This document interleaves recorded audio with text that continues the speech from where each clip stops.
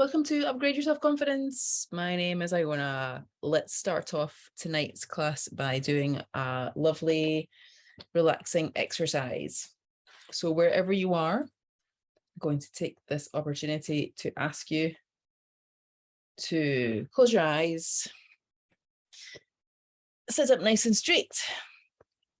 Take a nice deep breath in and out. In through your nose and out through your mouth.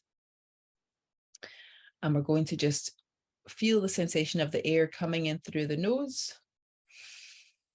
and out through the mouth. Coming in through the nose and out through the mouth. Check in with your brain, with your consciousness, how that feels, what that sensation is like as it enters your nose, what the air feels like, and check in with your consciousness within your brain and your body, what that feels like when it leaves the body. So how does it feel? Is it warm? Is it cool? Is it soft? And when it leaves, how does it feel? Check in and make a note. Let's do this for a couple more seconds. And what this does is this takes us out of our critical thinking mind and into our physical body by becoming aware of the sensations going on in our physical bodies. And then I'm going to ask you to take one hand or both hands, open them up and place them in the center of your chest. And we're going to feel what it feels like with our hands on our chest as we breathe in and breathe out. Can we feel the air and the chest expand? Can we feel our soft clothes and our warm skin beneath our hands? Can we feel one hand on top of the other hand? What does that feel like? Make a note. Check in with that sensation and how that feels. And then we're going to imagine that we have a big magical squeegee, and we're going to wipe away any tension that's within our body, from the top of our head down to the tip of our toes. So starting from the top of the head, we're just going to wipe away any tension, and feel free to give your head, your face a move, a wiggle, and just imagine any tension leaving your body. So your face, your cheeks, your jaw, your shoulders, your ears, your arms, your elbows, your wrists, your fingers, your chest, your back, your spine, your tummy, your midriff, any of your internal organs. We're going to wipe away any tension from our internal organs, from our tummy, from our guts, from our spleen, our liver, our pancreas, our lungs, our intestines. Wipe away any tension from those parts of our body. Down into our lower body now. So relax the lower part of your body, unclench, and settle your body. So your buttocks, so relax those, and your lower spine, your hips, your thighs, your knees, your legs, your calves, your ankles. Give your feet a little wiggle and your toes. And imagine any excess tension just leaving the bottom of our feet now. Like a pressure cooker, we've lifted the lid off the pressure cooker and all of the excess tension is leaving our body. And we're going to imagine that we have a tree root system that exists within our body, and we're going to extend that root system now out into the floor beneath us, and we're going to send it down, deep down into the earth, as far as you'd like to go. I personally like to go all the way down into the center of the planet and connect with Mother Earth. And as soon as you want to go down as far as you want to go down, you just imagine and visualize and feel your body soaking up tasty, yummy energy from the planet. Grounding energy. We're going to ground ourselves. And as you breathe in, we're going to breathe in any and lots and plenty of beautiful grounding energy into our bodies. And as we breathe out, we're just sending out our day, our morning, our afternoon, our evening, our week, our month, our year. We're breathing in tasty, yummy, grounding energy and breathing out our day, our year, our month.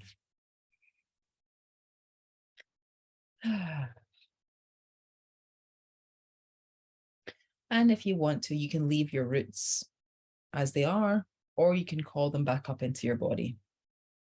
I like to leave them hanging out. I like to leave them hanging out in the ground. Because I feel like next time I ground myself, they're already there and I don't need to send them out. But that's completely up to you. You do what you feel is best for you.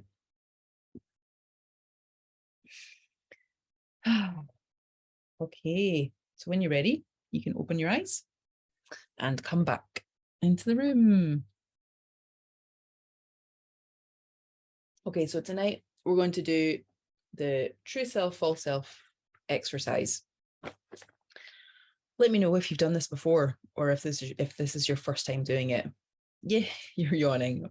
Amazing. So yawning is like the body releasing energy. So that's good. Great. I love it. So let me know if you've done this true self, false self exercise. Liz, this is new to you. Okay, great, perfect. Amazing. I feel like Ashley and Liz, you've done Ashley and like Raquel, you've done this before. And Dawn, I don't think you've done this before. So what I'm going to get you to do is I'm going to get you to get a piece of paper, either from your journal or notebook or whatever it is you've got. And I'm going to get you to fold it in half, long ways down the middle, like this. Oh yeah, you got it on your wall next to your bed. I love it. Amazing. So we're going to get a piece of paper and we're going to fold it long ways like this down the middle. And then on one side, we're going to write your name and then true self. So I'm going to write Iona's true self, TRUESELF, true self. And on the other side, we're going to turn it over and we're going to write your name and then false self, Iona's false self. So many of us, well, when we were born, we came into this world as our true confident selves. When a baby is born, the baby isn't burdened by its perceived failures or its opinions of other people or mistakes that it made. It's fresh and new from source and it is confident, right? You can see that when you see a baby or a toddler like playing or running around. They don't care necessarily about what people think. They're just doing what they want to do, right? So we come into this world confident and then things happen, right? Whether things happen to us or we do things. And that confidence, that natural, effortless, authentic confidence that we have, that we were born with, we hide it. Either we reject it or we chip it away, right? We kind of get rid of it and we cover it up, right? We cover it up because it's not safe. That authentic confidence is no longer safe to have on display, right? It's no longer safe for us to run around and be confident and say what we want and do what we want and play and be creative and be spontaneous. Either we're told that we need to grow up, right? Or we're told that we're made to feel not good enough. Or we have people's perspectives and opinions and their belief system projected onto us. And all of this stuff is like heavy. It's like heavy layers of untruths, right? Heavy layers of perspectives and opinions and experiences that don't necessarily belong to us. We may have experienced them, so we have ownership in that sense. But a lot of these things have happened to us from others. And this true self, this authentic true self, this authentic true confidence is covered by those layers of the false self and also of roles that we have adopted and taken on to feel loved and accepted by others or to feel safe, right? And this process is really fascinating because we're going to uncover what these things are. We're going to uncover our true self, and we're going to uncover and become aware of the roles and the false self that we have been playing in order to feel loved and accepted by other people, so that we can decide what we are wanting to subscribe to. What would we rather do? Would we rather subscribe to the false self and the roles that we've played, or would we rather be our true selves? But so many of us don't feel like it's safe to be our true selves, because if we do, then we're going to get attacked or criticized, or bad things are going to happen, or people are going to find out about us, or we're going to fail, and blah, blah, blah. X, Y, Z. So that's what this exercise is all about, and it's really, really helpful. So let's start off with our true self side. So the side that you have written true self on. And of course, as always, if you have any questions, if you've got any shares, pop them in the chat. I would love to know. And also it's really helpful for the others in the group to see, because many of us, we're here, right? We've all experienced low confidence.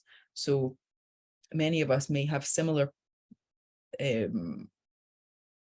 parts, similar experiences. And we can, if you're new to this work or newish to this work, it may be challenging for us to think, right? To think of how we feel, put our feelings and put our thoughts into words. So when we see someone else who's experienced it, or when we see someone else and we're like, oh, that's me, it can be really helpful. Or I did that, it can be super helpful.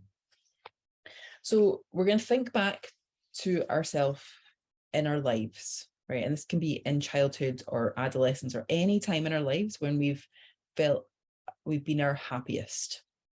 We've had, whether this could be like a snapshot, or it could be a day or a time in your life when you felt like you were having a really good time. What were you doing and how did it feel? I want you to list this on your piece of paper on the side that says true self. How did you feel? And what in particular were you doing at this time? And a question that I like to ask, or a statement that I like to use with this is, was it a time when you were doing something that you wanted to do and it wasn't necessarily something that was for other people?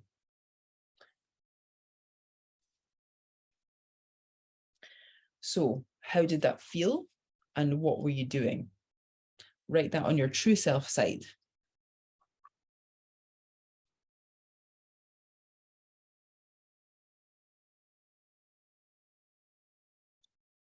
How did you feel and what were you doing?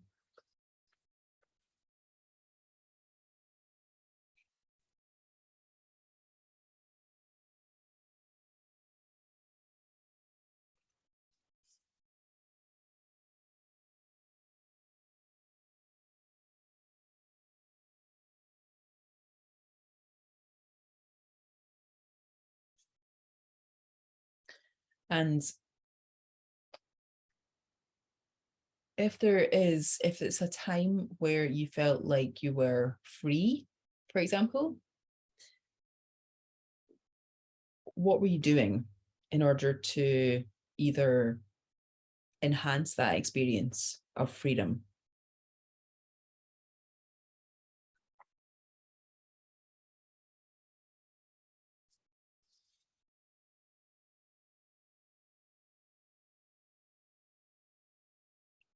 And remember to tap in. So take the opportunity to close your eyes, place your hands in the center of your chest, take a nice deep breath in and out,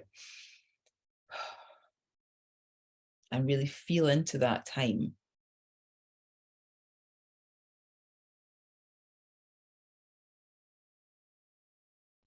Personally, I think back to time in primary school when I was maybe like between the ages of 6 and 8. And maybe I was a bit younger, actually. Maybe I was about 5. Yeah, 5 or 6, primary 1 or primary 2. And I felt really creative. I felt free. I felt playful. I felt like curious.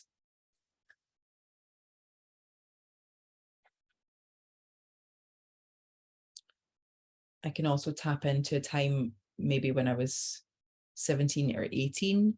I had just moved to Glasgow from Dumfries and Galloway, and I was in university. It was my first year. I was just going into my first year of university, and I'd just come out of a year at college, and I was excited. I was really excited to be away from home, away from a difficult experience, difficult people.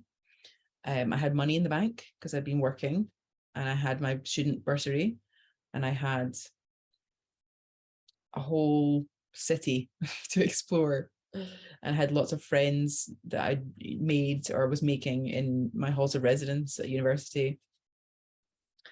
It was fun. So let me know what you're getting on your list. So far, I've got creative, free, unburdened, playful, curious, excited, and fun.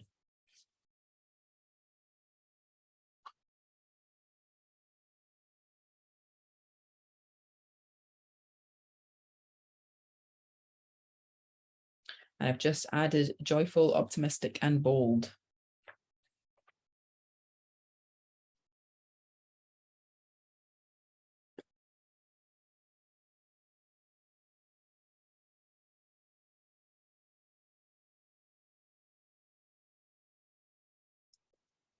Raquel, calm, free, independent, curious, genuine, peaceful. Ashley, positive, engaged, happy, interested, uninhibited, non-judgmental. I love it. Those are fabulous. Thank you for sharing. And I'm going to copy some of yours and put them onto my list. You feel free to do the same. So I would say, yep, calm. Absolutely. I was very calm. Although I had my moments.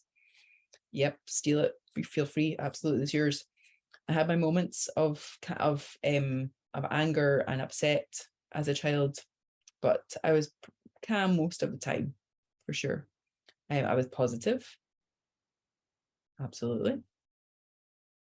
And yeah, Liz, playing party games as a child, I felt joy, excitement, and connection with others. I love it. That's fantastic. Beautiful. Amazing. Okay, so another question I like to ask for the true self side. What were you like? What were you like before you learned to judge and criticize yourself? Before your inner critic piped up? Before your inner critic appeared or was strong? What were you like? How did you feel before you started to criticize and judge yourself? Or before you felt like perhaps you had to keep yourself safe? Or before the shyness, before the self-confidence, before all this stuff, heaviness? Perhaps there was a time, perhaps there was a space, a gap where that was lifted and you were able to be more of whatever, what were you like? This is a tough one for me because I feel like for most of my life, I judged and criticized myself. But there was a window when that didn't happen so much. Dawn says, excited, happy, adventurous, grown up, beautiful, popular, free, unique, wealthy, optimistic. Wow, that's so cool. I love it. Adventurous, that's a really good one. Adventurous, yes. And wealthy. Wealthy, yes. I wasn't like millionaire rich when I was going to uni, but I had thousands in the bank, and it felt really exciting. It felt really good because I just worked my butt off as a waitress to get money together for my first year of uni. And yeah, it's great. I had a car, I had everything. It was great. um, yeah, perfect. Okay, so yeah, was there a time in life where you didn't judge yourself, where we weren't so critical of ourselves? How did we feel? What was that like?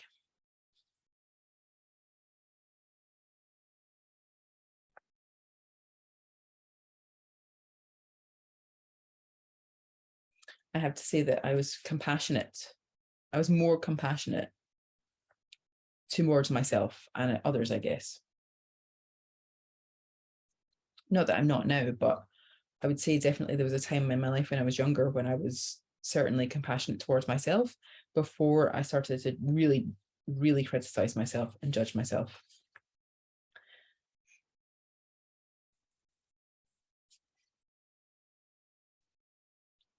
So I'll give you a couple more minutes to work on that side. And then we're going to flip it over and do the false self side.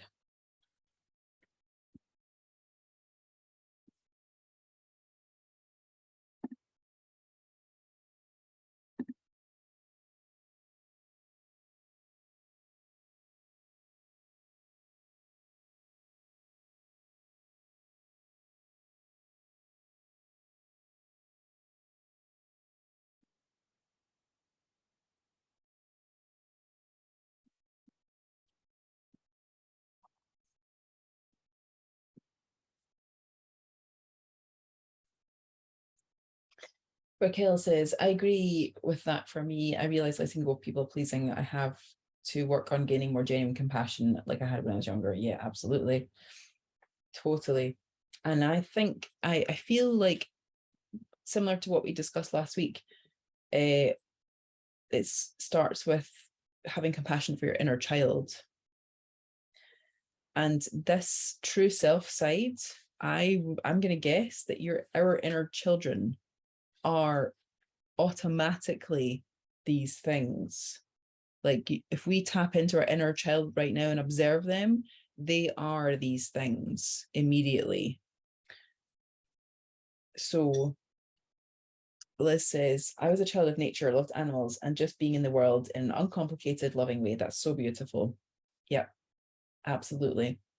Unquestionable, right? It's unquestionable. You just are. You're just a being, right? You're not a human being. You're not a human doing. You're a human being. But then if we get older and we have these responsibilities like thrust onto us, and we have to start doing things, and we learn that our as women, or as people identify as women, we feel like, for many of us, our worth is based on our doing. Our worth is based on our achievements and what we can bring to the world and what we can do for others, right? So, and that is a role. That is a role that we use to feel loved and accepted and safe in the world, or worthy, you know. Okay, awesome. I love it. Thank you so much for sharing. Let's everyone take a moment and let's tap in to that list that we've just created. Let's tap into that list and feel those feelings right now. So whatever you've got written down, take a look at that list and really tap into it and see the words and feel them, feel the feelings. And feel how actually easy that is, right? How easy it is to actually tap into these things, because the neural pathway already exists, right? This is what I freaking love about this work. We already have the creativity, right? The optimism, the playfulness, the adventurousness, right? The optimism. We already have those things. They're neural pathways that is already exists for us, but we haven't practiced them. We haven't used them for a while, right? So they're just not our automatic pathways. They're just not our baseline feelings. They're not where we're in on a daily, regular basis, because we're practicing other things. We can get back to these emotions as being our baseline. And the more we practice stepping into and existing and being in these emotions automatically without trying, right? We just are, right? We just are adventurous. We just are positive. We just are calm. We just are optimistic and joyful and fun and excited. The more we become this, and the more our experiences reflect that back to us. Because if we just are adventurous, then we're going to go out and do the thing, or we're going to have that experience without question, just because we are, right? And we have experienced all these feelings before, so therefore the the neural pathway, the connection already exists, the emotion already exists. It's just a case of consistently practicing going back to that state again and making it our priority, right? Making our priority, making being and feeling these feelings our priority, right? Making feeling good our priority, and shutting out the noise of the world that wants to tell us otherwise for whatever reasons, right? So how does that feel? Raquel, you just shared that you got chills. So how does it feel to tap into your true self, to remember who you really are? Because this is who you really are, right? This is who you really are. Others have tried to tell us otherwise, but that's crap, right? This is who we really are. And there's nothing, the only thing that can stop us from being this is ourselves, right? Liz says, I feel sad as I'm a long way from there now. I don't believe that to be true, Liz. I believe that you are there, right? There's no journey, there's no thing, nothing you have to do in order to get back there, right? It's simply choosing and consistency, right? That the only reason why we're not there now, or we don't feel like we're there as much as we want to be, is because we're unpracticed, right? We're out of the practice of it. But that's okay. It's okay to feel sad. It's okay to feel how we feel. But I honestly believe that you are already there, right? The job is done, right? It's done. There's nothing you need to figure out. There's nothing that you need to do to get back there. There's nothing you physically need to do to get back there, because it's an inside feeling job. And all we need to do is just tap into the feelings more consistently. And as Raquel shared at the start, she has this up where she can see it and she taps into it on a regular basis. And this is something I always tell everyone that I do this exercise with, is to have these feelings, these words up somewhere where you can see them, and tap into them emotionally on a regular basis, so that we can remember and get these connections strong again. Anyone who's done this exercise before, I would love to know how it feels now compared to how it felt months ago or a year ago, or whenever you first did this exercise. How easy it is for you to tap into these feelings now. Like for me, when I tap into adventurous, compassionate, calm, boldness was something that I really wanted to focus on, being bold in my actions and in who I am and with my choices. Bold is something that I automatically, like snapshot, quantum speed, lightning speed, can just step into now. I'm more confident in my boldness. I'm more bold in my confidence. Raquel says, it feels good. It feels like potential. Yes, potential energy. It is potential energy, right? And the most amazing thing about it is that you're already there. And wherever we are in life, there's always more, right? there could always be more, right? So there's no limit. There is no limit to the joy and the creativity and the freedom and the playfulness and the excitement and the fun and the blah, blah, blah. There's no limit to these feelings. So imagine how good it could feel, right? If we were to consistently practice these feelings, there is no limit, right? If we think it feels good now, if you think tapping into excitement feels exciting now, and maybe after a couple of months of tapping into excitement now, like that feeling gets bigger and bigger and bigger, and it becomes not a new feeling, but it certainly becomes a stronger feeling. And we can access emotions or levels of emotions that we never thought we could before, which is really freaking cool. Dawn says liberating. It is super liberating. I love that word, Dawn. Thanks for sharing that. That's great. It is totally liberating. It's like heaviness has been lifted, right? Because we've been made to believe, or we've been programmed to believe, that it's a downhill battle or an uphill struggle, right? That it's just like all downhill. We've got to push the rock up the hill, but actually we're just reconnecting older neural pathways that we perhaps haven't used in a while, right? So the pathway is there. It's like the road and the path in the snow. The snow has like come and covered the path, but the path is still there, right? We just have to tread it a couple more times to get it going again. Raquel says, I've learned recently that we have to stop and give ourselves credit for the progress we've already made. It's much easier now. We do have to absolutely give ourselves credit. Stop and give ourselves credit for the progress we've already made. Absolutely. And I just want to say as well, like everyone who's been coming, everyone here has been to this class before. And some of you been coming longer than others. And Raquel and Ashley, I feel like you are the two that have been the longest out of the participants that are here tonight.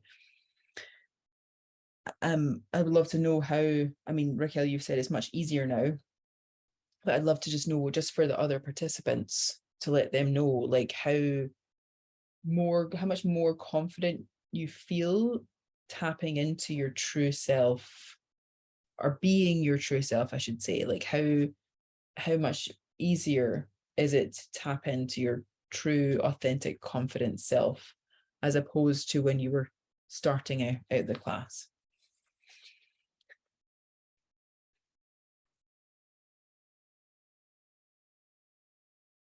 And I also just want to give you all credit for not just being here, but by doing this work, by having the courage to do this work, because it's not easy work. Looking at what's not working out, looking at our shadow, right? This is technically, we could call it shadow work, right? Because we're looking at the part of us that not many people, it's not very, sometimes, especially when we look at the false self and the roles that we play, they can be unpleasant. I can bring up unpleasant feelings, and to feel is to heal. I believe that we can escape. If we want to get the work, we have to go through it, not around it, not under it, not above it. We have to go through it to get to the other side. We have to go through the difficult feelings. Ashley says it's much easier and quicker to tap in now. Yeah, absolutely. And Raquel says, it feels nice. I can let go of things more and show up for myself in a way that feels more true to me. It doesn't feel like I'm putting on masks as much, which I really appreciate. Absolutely. We're so good at masking, right? We're so good at like putting on different faces for different people and different groups of people. We have like a work face and a social face and a face for the in-laws, right? Why can't we just be ourselves the whole freaking time, right? And we're worried that like, oh, so and so won't like me, or I have to be like this proper person for this group, or and I'm like, I can't be bothered anymore. Like, it's so human beings. Yeah, exactly. I just want to be myself. I want to be Iona, right? I want to be Iona for this person and this person and these people and this person. And I don't want to wear the masks anymore, because actually the switching and the changing of all the different versions of myself to fit in all the groups of people is exhausting, and I don't want that to do that anymore. So you get me, you get Iona, wherever you are, you get Iona. Hopefully you get Iona. At least that's what I'm attempting to do. Okay, awesome. So let's turn over our piece of paper to the false self side.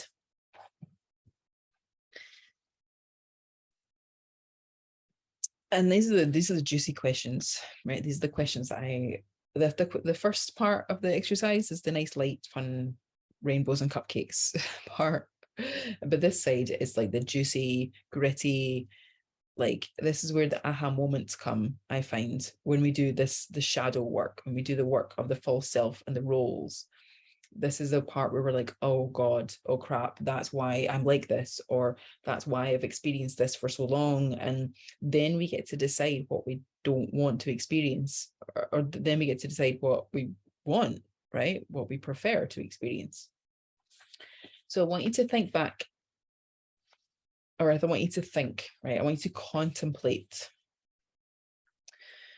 who and what you had to become to feel loved, accepted, and safe in the world by other people. Who and what did you have to become? And I'm going to share with you the slides of the roles that you had to play. So let me know if you can see that. So these are examples of roles that we adopt to feel worthy, seen, loved, and accepted. And I'm also going to add safe onto that as well. But as you can see, I made this last year. So yeah, let me know in the chat if you can see that. Okay. I can see it on Facebook happening. So trust that you can see it. So contemplate who and what you had to become to feel worthy, seen, loved, accepted, safe in the world. Do any of these roles stick out at you? If so, write them down on your paper. You may feel like you had to become an emotion in some way, right? Like angry or depressed or bitter or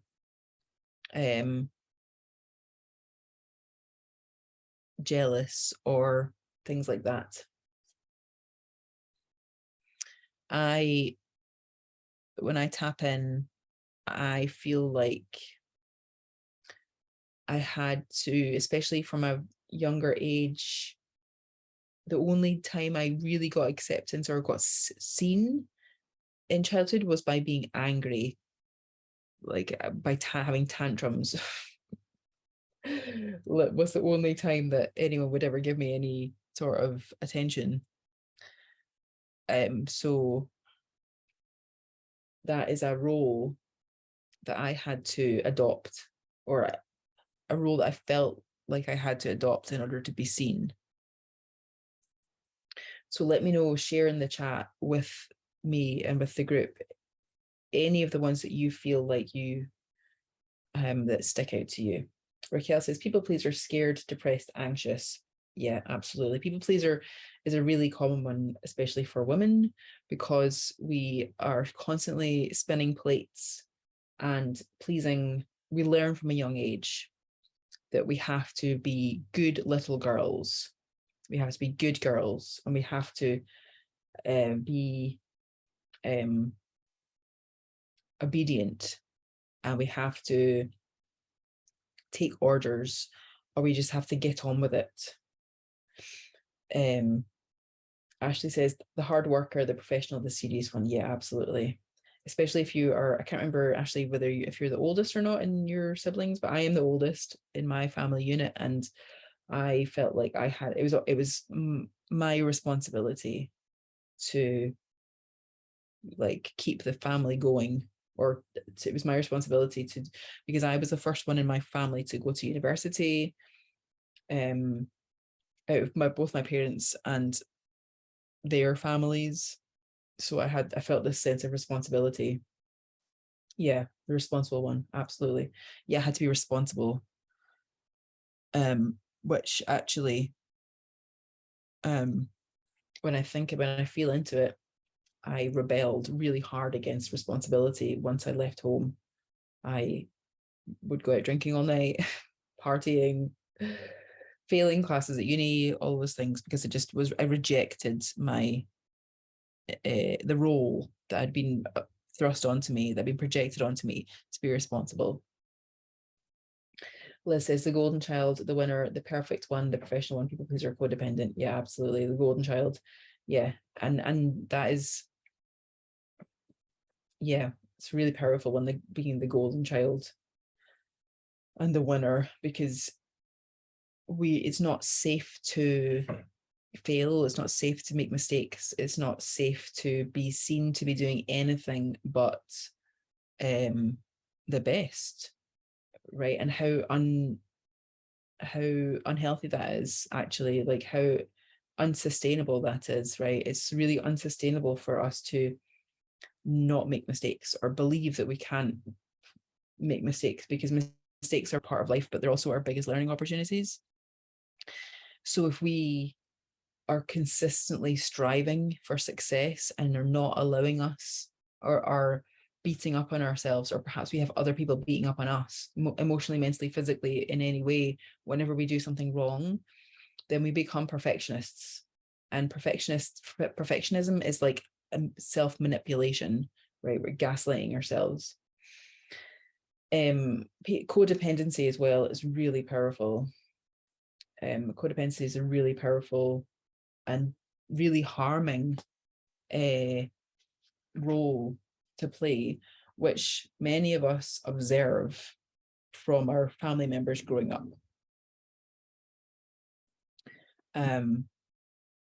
Yeah. So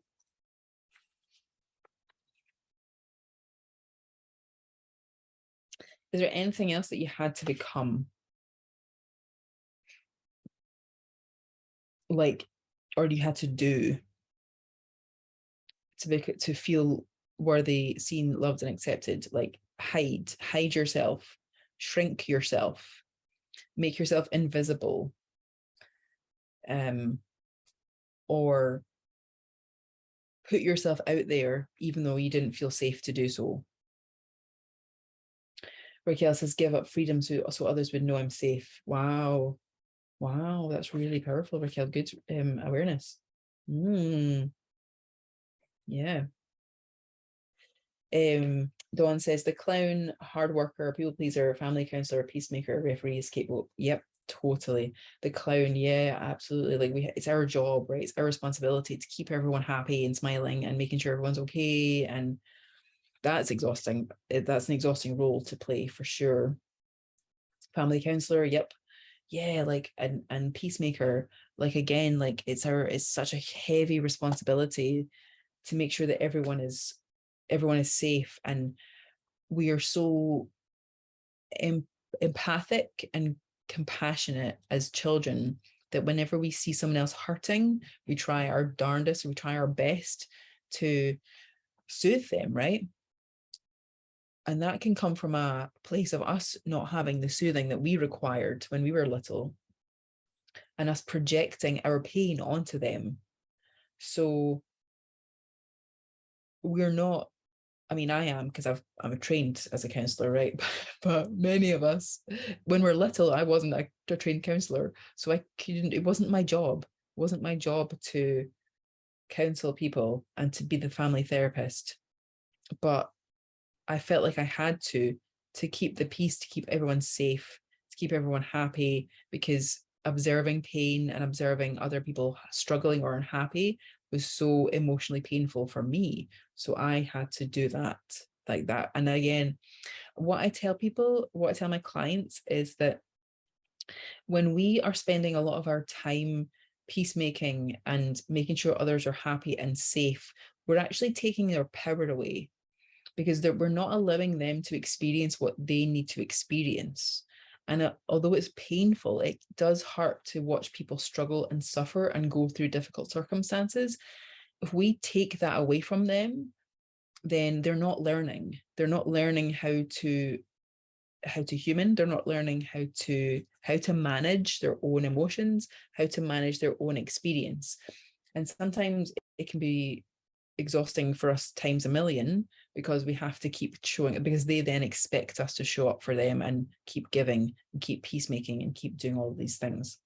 So I feel honestly and sincerely that when we are peacemaking, or when we're taking away other people's pain and suffering, even though that is obviously what we don't want to see, other people hurt and be suffering, we're actually doing them a disservice. And yeah, it can be far more of service to make sure that we're okay first and look after ourselves first, and then set an example of what things should be. And I'll just, before I go into the other comments, I'll tell you a story about working last night. There's security guards dotted all around the building that I work at, one of the buildings I work at, one of the big auditoriums that I work at. And it's usually the same faces that I see every time I'm in. And there's this one woman, and she's so friendly, so lovely. And I stand and chat with her whenever I have a couple of minutes to see how she's doing. And she had a bandage on her wrist. She had her wrist like all strapped up. And it's not the security guards' jobs to open doors for us. But when I'm carrying a lot of things, I'll ask them if they can get the door for me, and they'll always jump out of their seats, because most of them are sitting behind backstage. They'll jump out of their seat and they'll always open the door for me anyway, even if I'm not carrying something. But last night, this one lady, I was like insistent, like, please, you've hurt yourself. Like, I'm fine. I've got I'm Vishnu, right? I'm Lord Vishnu. I've got a million arms. I can carry lots of things. I'm all good.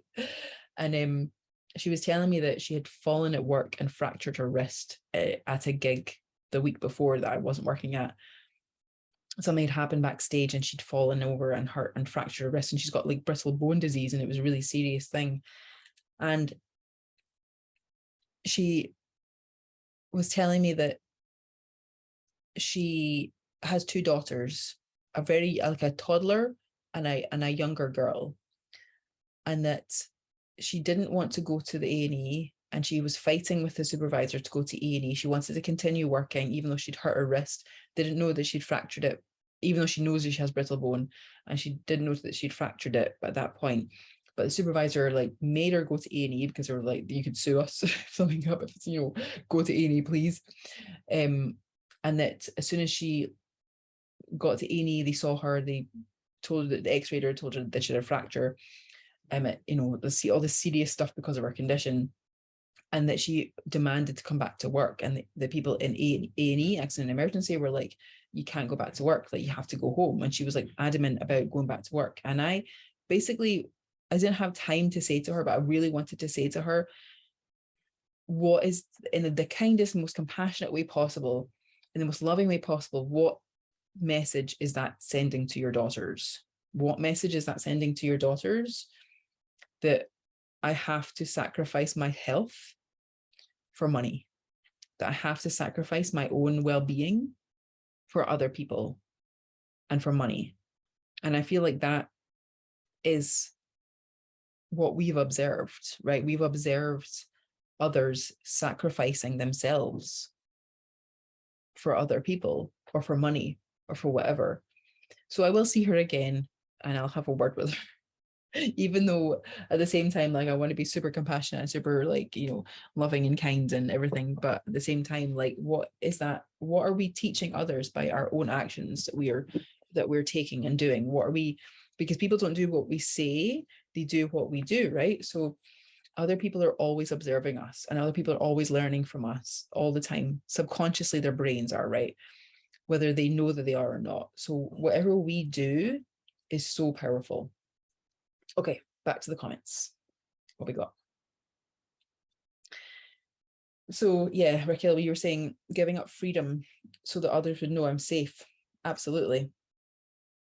And freedom is,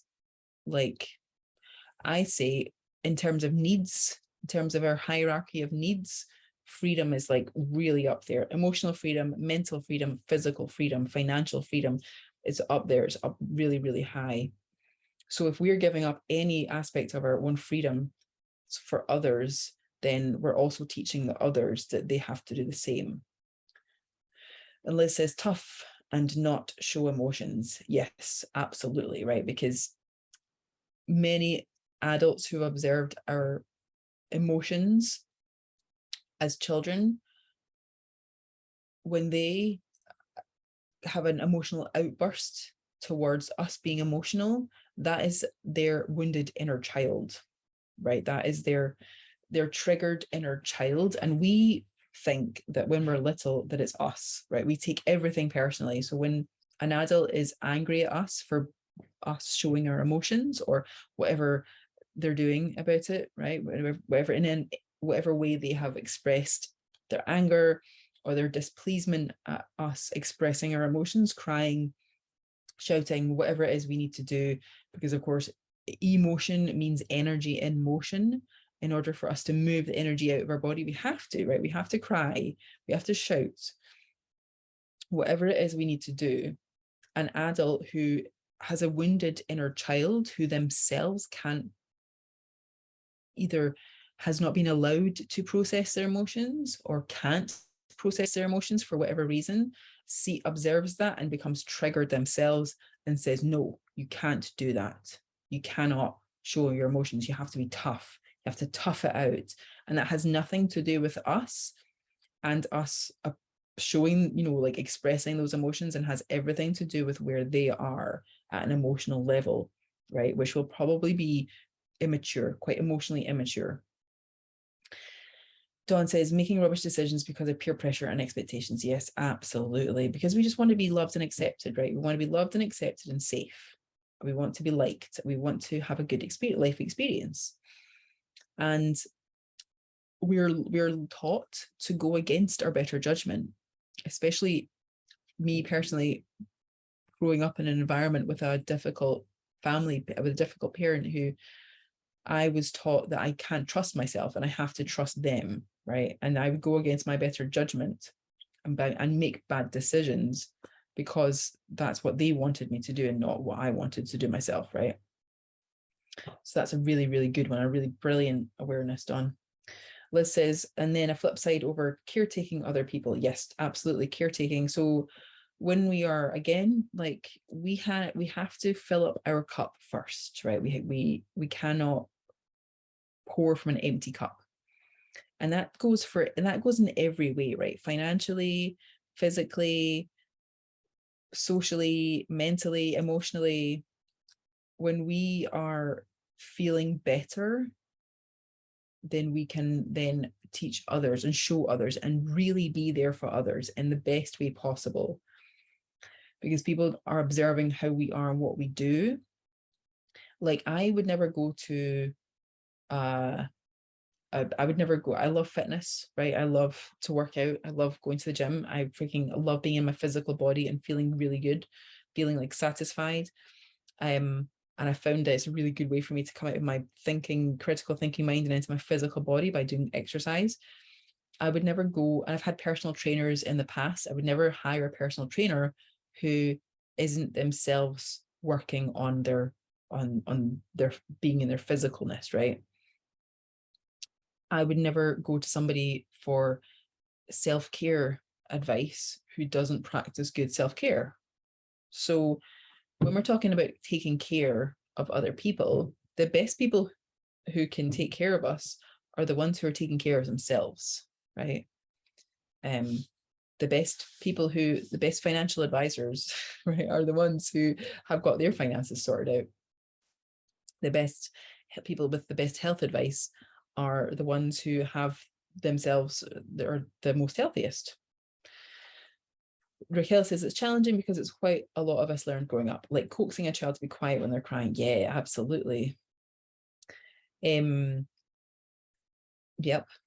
And that has nothing to do with us. That shames us and makes us feel like we are bad, we are wrong, and we are fundamentally flawed, right? So shame is the feeling that we are bad, flawed, and wrong. Guilt is what the action that we've done is bad, flawed, or wrong, but shame is we are fundamentally bad, flawed, and wrong. So when we've been shamed around our emotions, then we perceive that to be that we are bad, right?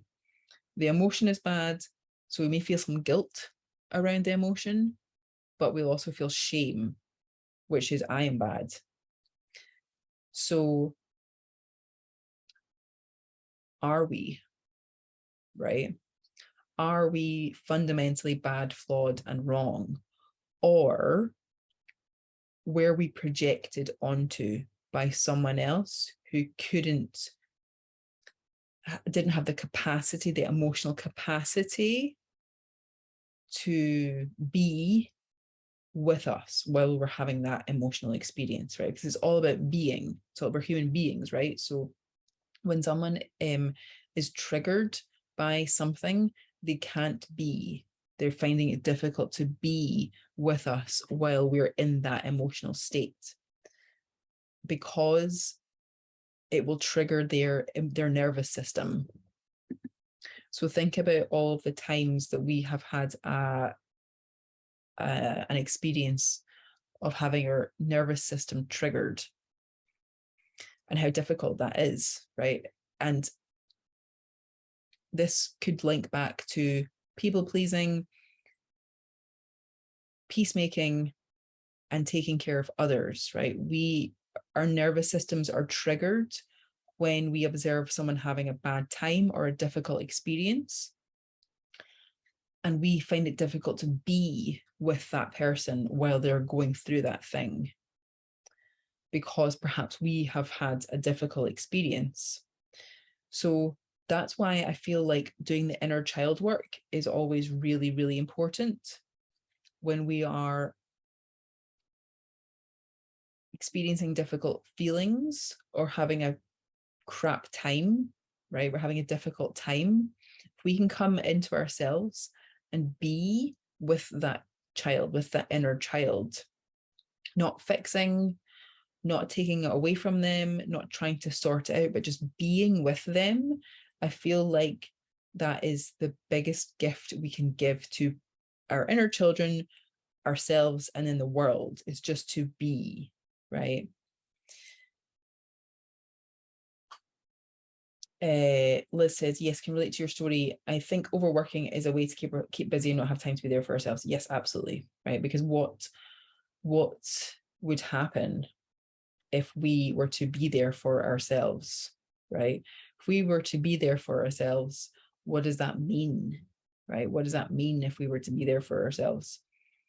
Does that mean that we would then have to face all of this stuff, right? Like during the lockdowns, it was the first time for many people that they had the time to just be with themselves and their family and their thoughts and their feelings. Many people use work and other people, so many people use work and caring for others as a way to avoid feeling their own feelings and their own trauma, and a way to like avoid their own inner children who are like screaming for help. And that time in 2020 to 2022 was the first time in the world, I believe, that anyone had the time to be with themselves and their inner children. And it was really fascinating. It was freaking fascinating. Raquel says, this is speaking volumes for me, like a loved one leaving suddenly in the middle of a discussion or argument because they can't tolerate. Yes. And we feel, we believe it's because of us, right? Because of what we've done. We take it personally, right? We think that it's us. What did I do? 9 times out of 10, 8 times out of 10, 9 times out of 10, it's because they themselves can't be with us because they are triggered. Yes, their feelings are big, and if they have been shamed for having feelings in childhood, then they won't know how to handle your feelings. Your feelings may be bringing up shame within them and difficult feelings. And somebody who is intolerant to that, right, will not be able to just be, right? They have to be a do. They have to be a human doing, and they have to get the hell out of there because it's not safe for them to be in that place. Does that make sense? So whenever someone is, it's like in social media, and this has been really interesting for me because for a long time I felt really unsafe to be seen online, in the world generally, like, right, but like online. But then when I started to look at it from the perspective of all of these people who are like expressing their anger and being mean to others, is millions of wounded children.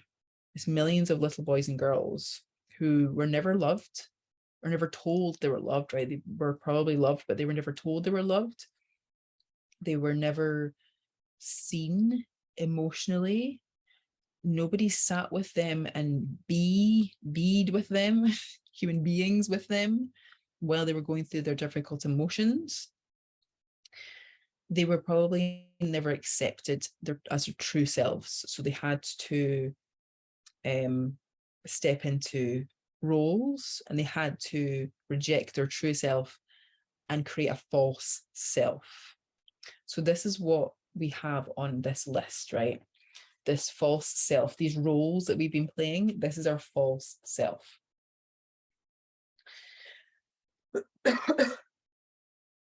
So when you look at your false self side, it feels heavy, right? How does it feel? Tell me how it feels when you look at your false self side. It feels like rejection. Like when I look at my false self, when I tap into that part of me, like I've rejected my true self. Like I've rejected that little girl. Like she's not safe. She is shame, right? She's bad, she's wrong, she's flawed, she feels guilty, she's a burden. Ashley, yep, absolutely, totally. It feels heavy, negative and heavy and unaligned. Yeah, absolutely. But this is the fascinating thing about our emotions. Our negative emotions, I see our emotions in general as like a guidance system for when our needs are not being met, right? Physical needs, emotional needs, whatever needs we have. When we have negative emotions, they are the perfect signposts for when our needs are not being met. So when you look at this false self side,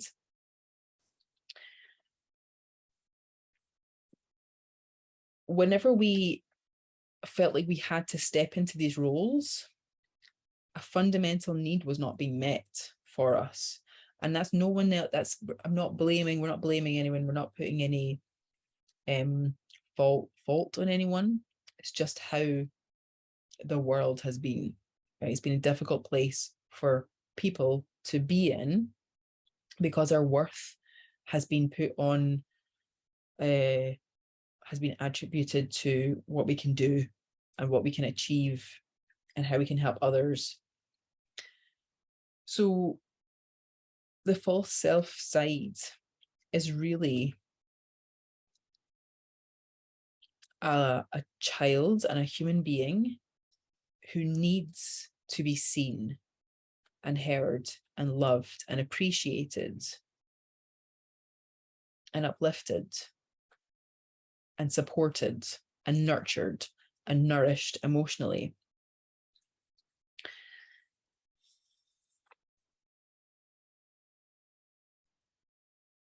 So if you were to open out the two sides,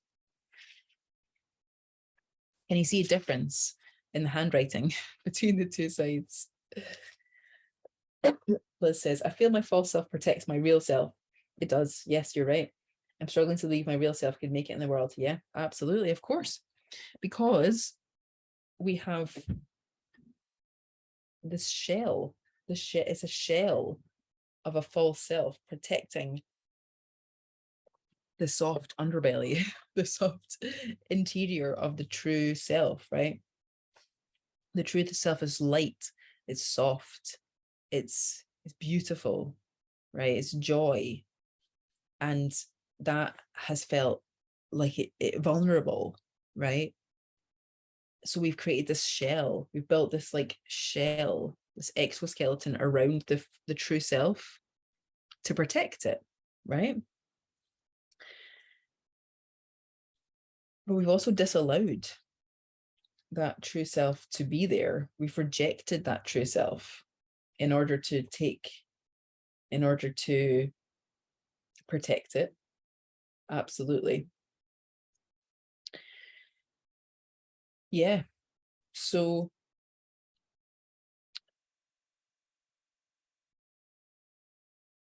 our real self, our true self, has to make it in the world. And I say that because there's no better time than now for our true selves to be out there, to exist in the world. The world needs this human being. Whatever you have on your true self side, the world needs this more than ever.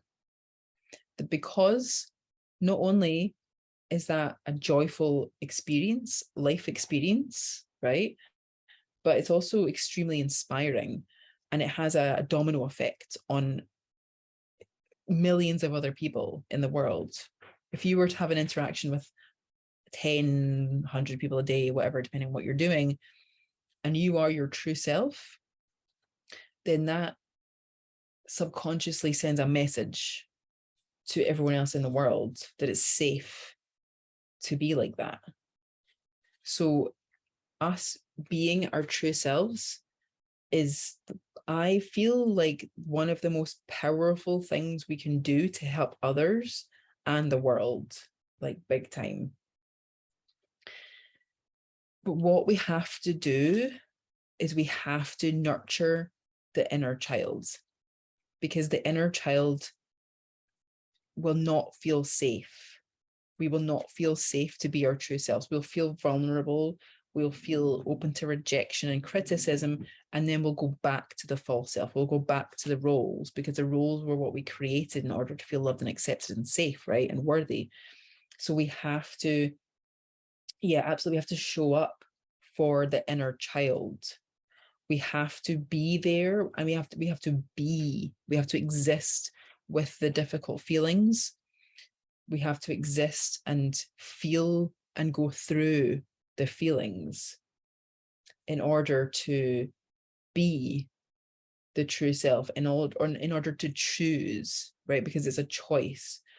Many of us, me included, feel like it's really hard to make decisions, because what if I make the wrong decision? What if I get it wrong? But what if you can't get it wrong, right? Because if every mistake is a learning opportunity, and there's a meme, I don't know if you've seen it, but it's like piles of books. And like there's a small pile, a medium pile, a really big pile, and the last pile says lessons I've made from making mistakes. It's a really big pile of books. So many lessons have been learned from making mistakes. Lessons learned from reading, lessons learned from others, and then the big pile is lessons learned from making mistakes. So what if we can't get it wrong? Like, what if every mistake we make actually is a really perfect learning opportunity? Right now, in this moment, I want you to have a look at the false self side, your roles. Tap in to that inner child, right? So pop your hands, open them up, pop them in the center of your chest, close your eyes, take a nice deep breath in and out. And we're just going to take a moment, and we're going to be with the inner child who made the decision, right, to become that role, to play that role, to hide, to reject their true self. We're going to be with them, and we're just going to appreciate how tough a decision that must have been, or maybe it was an easy decision to make, right? Because it was the safest thing we could do. But how tough it must have been, how difficult and emotionally difficult it must have been to have to reject the true self and choose a role, or choose a difficult emotion, or choose whatever they chose. We're just going to validate them, right? We're going to validate our inner child and just be with them for a moment.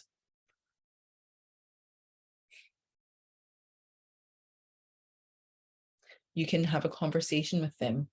You can say to them, that must have been really crap. That must have been really hard. That must have been really shit. Use swear words, right? If your inner child had a giggle because you said a bad word, like, bad word. There's no good or bad words. Like, be your true self with that inner child and see what happens.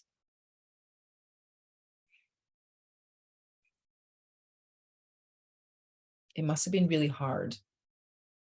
It sounds like it was really difficult. No wonder you had to create this role, or you had to fulfill this role, or step into this role, or play this role. No wonder you had to be like that, or feel that, or do that. No wonder. That must have been really hard.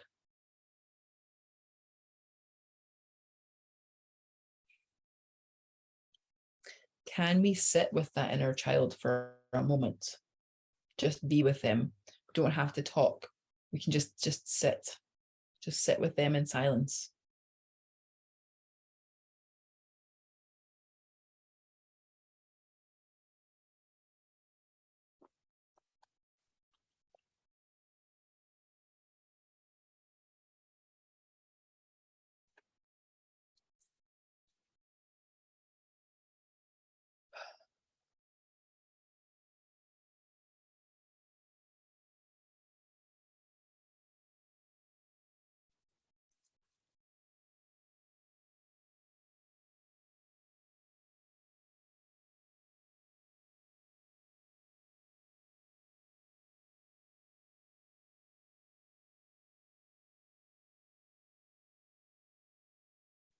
Does the inner child have anything they want to say?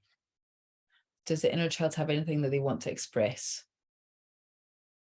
If you were to say, tell me about that thing that happens, or tell me about this role that you've had to play, is there anything in particular that the inner child says? Let them say it.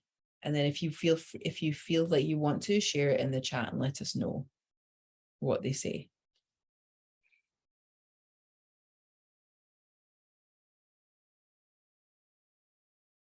They may have something to say like, so and so didn't love me, or I didn't think they liked me, or why did so and so do that? They might have a question for you like that.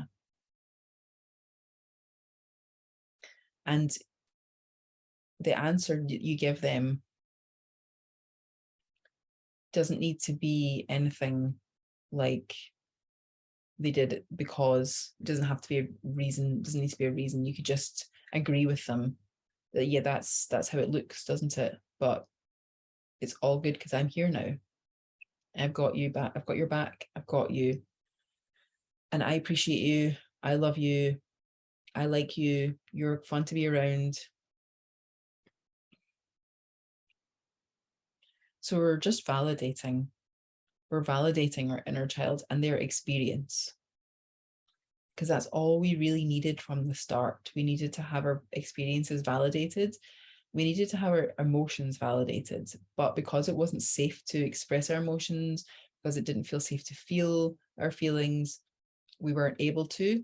So we compartmentalized everything and stuffed it down, right? And that needs to come up.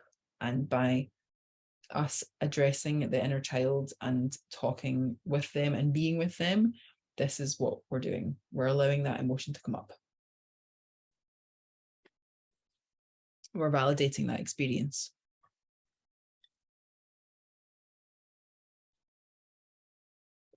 So say, for example, the inner child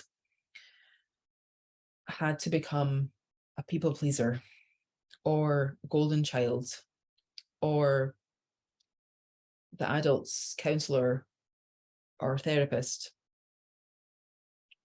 We can say, I'm really sorry that you had to experience that or that you had to do that. Had to do that role. If you want to talk about it, I'm here.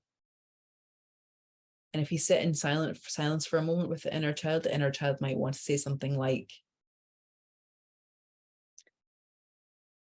I didn't think that so-and-so loved me, or I didn't think that was good enough.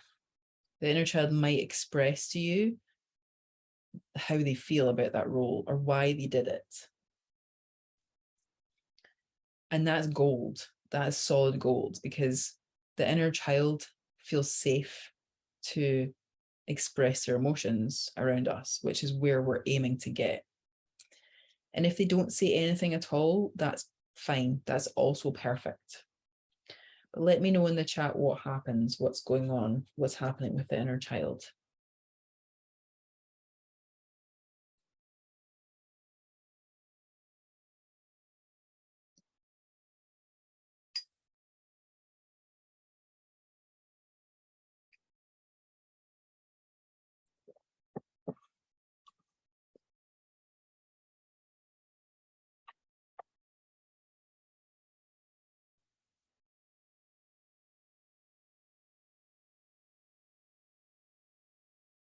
We're talking. Amazing. Yay, good.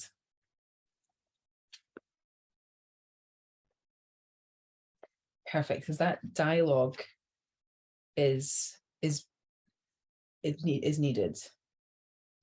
She's angry and feels it was unfair that she had no other options. I told her I understand and I held her and rocked her for a bit. Beautiful. That's so fantastic. So how does it feel? How does it feel to talk and communicate with the inner child?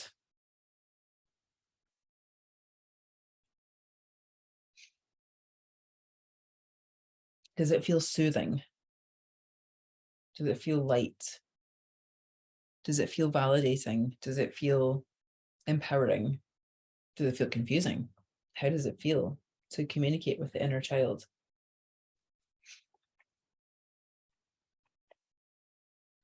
Because this is the work, right? This is where we want to be doing our work, is in our daily life. Whenever we get triggered, or whenever we become aware that we're playing into a role, and we will know because it will feel bad. Whenever we have a negative emotion, it's because we are rejecting an emotional need that has not been met. Our negative emotions are not bad or wrong. They're signposts for where our emotional needs are not being met. So if we're not tapping into our true self, if we're not being our true self, if we're tapping into our false self and into our roles, then it's our job to become aware of that. It's our job to become aware of when we are stepping into our roles, when we are in our false self. Check in with the inner child and where they're at. Where is the inner child? What are they doing? How are they feeling? Being with them, sitting with them, validating their feelings.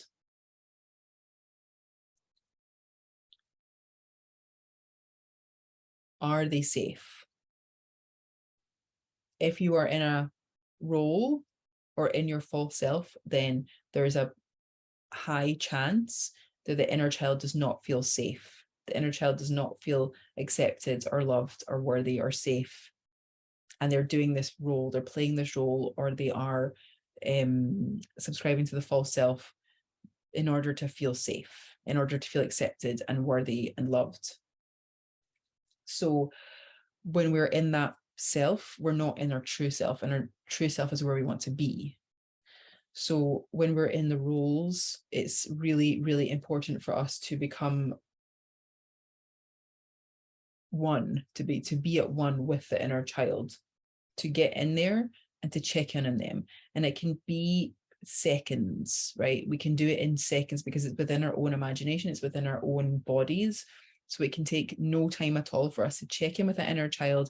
Say, for example, we're at work and we're having a wobble, or we find ourselves like leaning into a role or stepping into a role, and we have that like negative feeling, and we're like, oh, that means that I'm in this role, and I'm going to check in with my inner child. Take a moment. How's the inner child doing? She's feeling unsafe. She's feeling this. She's feeling that. Can we take a moment and check in with her? See what she needs to say. See how she needs to feel. And this is where the work is. Absolutely. It feels more than fair that I pay her attention because she has always tried to look after me. Oh, nice. Yes, absolutely. Because she is loving, giving, generous. Our inner children are like, they're beautiful children. Like, they're amazing. They're so kind and compassionate. Like, look at your true self sides. Like, that inner child, she is a gift. She is a gift to the world. You are a gift to the world. We're all gifts to the world. And the more we spend our time cultivating and moving back, shifting back, and choosing the true self side, the more that becomes our baseline and it becomes our everyday life. So take your true self side and put it up somewhere where you can feel it and see it on a regular basis and tap in. I put mine on my bathroom mirror. I've got a list on my bathroom mirror that every time I brush my teeth twice a day, it's going to be more soon because I'm getting braces. every time I tap in to, every time I brush my teeth and the mirror in the bathroom, I tap in to my true self side and I calibrate to that version of me.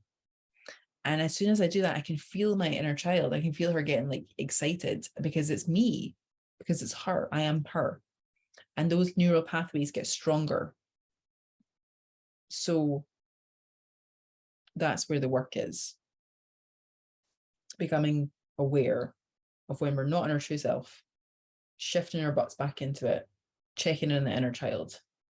And it's all internal work. It's all about being. Yeah, okay, it's doing, but we're not really doing that. We're not doing outside external work. We're not having to go and do anything. We have to, go and climb a mountain, right? Or go and win a race, or go and have 12 days at work, or XYZ, right? It's all internal work. And it starts with us. It starts with us doing the work. How's everyone doing? How's everyone feeling? For those of you who have just done this for the first time, how are you doing? And for those who have done this before, how are you doing? I'd love to know.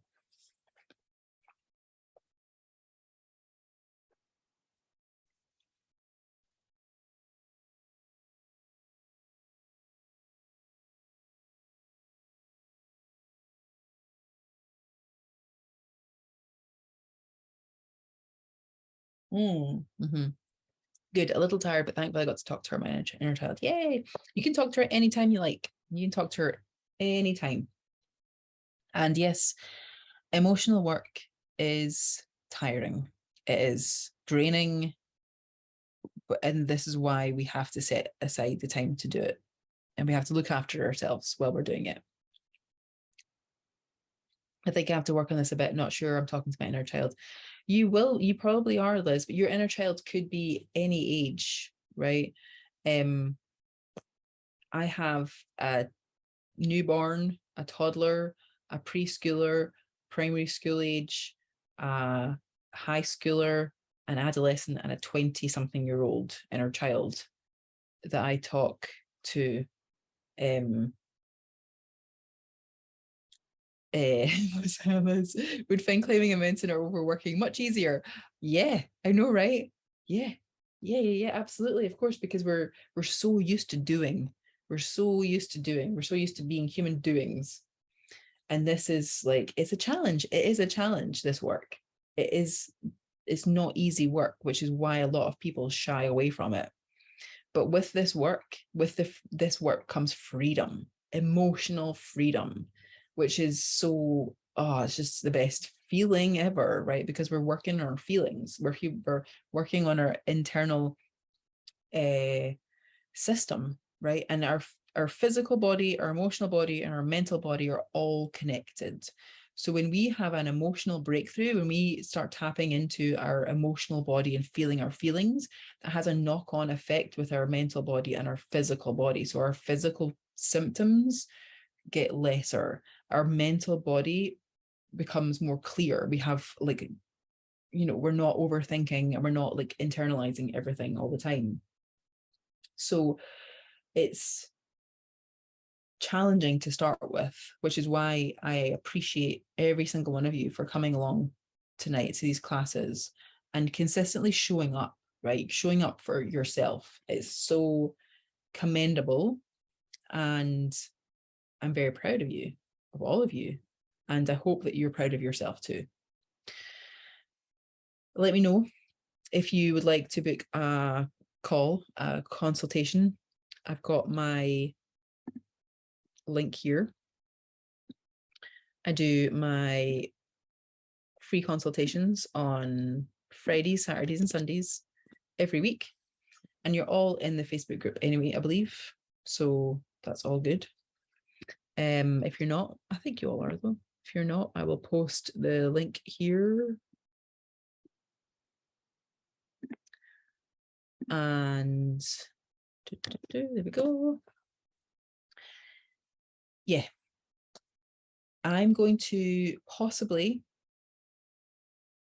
shift these classes to one a month instead of one a week, because I've got a busy couple of months coming up.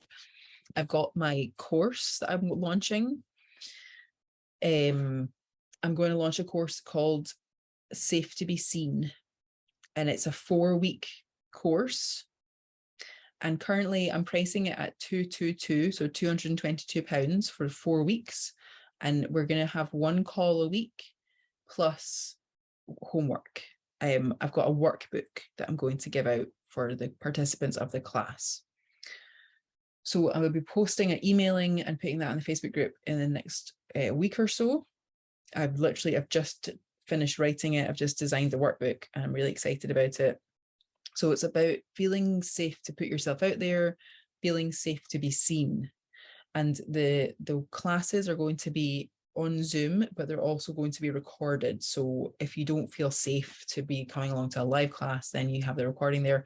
You also have lifetime access with your ticket to the course, which means that every year, so I want to do this class, this Safe to Be Seen course, every year. I want to run it once or twice a year because I feel like it's a really important subject, feeling safe to be seen in the world, feeling safe to put yourself out there, whether that's creatively, in work, relationships, financially, whatever.